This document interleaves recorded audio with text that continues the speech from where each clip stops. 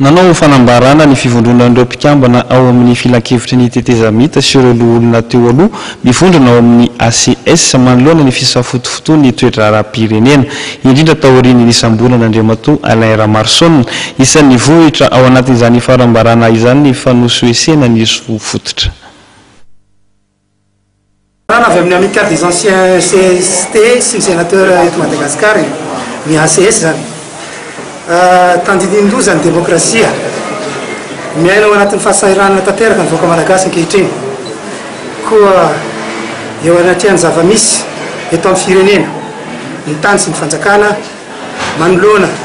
ny fioram-pefy misesisesy tato ato na avy aiza na avy amin'ny barolafy ny fikambanana loholona teo aloha na amicale des anciens CST les sénateurs de Madagascar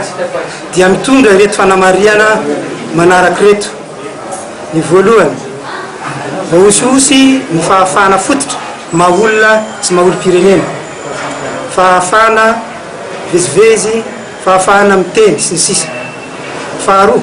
tsy voahaja ny fahafahana fototra napetraky ny lalam-panorenana fahafahana mamoaka hevitra sy mivory ankahalalana ny fahatelo samy mandika arak'izay tiany sy mampiatra an'izany ireo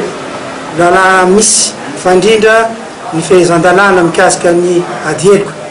koa na dia tsy feno azy ireo fepetra rafitra rehetra mandrafitra izany toy ny mialatsiny amin'ny teny frantsay ny élément matériel légal sy ny moral dia terena fotsiny toy ny vaimanta fa misy ny fandikan-dalàna arak'izay mahamety ny fahifana pikaroka adieloko sy mpanatanteraka fa efatra farany ny fanovanany marina sy fanotokodinana ny filazam-baovao ho an'ny tombotsoa politika ny mpitondra ireriana no ireo rehetra ireo ny ACS dia manao anto soavo aminareo tompon'andraikitra rehetra ary manintona ny sain'izy ireo fa nitanjona hoe ho an'ny tandrazana dia midika koa hoe ho an'ny vahoaka ny fanohitra amin'izany dia tsy azo ekena ary azadiny ny volan-drazana manao hoe aleo alan'andrina toy izay alam-bahoaka ny ACS dia miantso ny hery velona tsara sitrapo rehetra miaro sy ampandresy ny demokrasia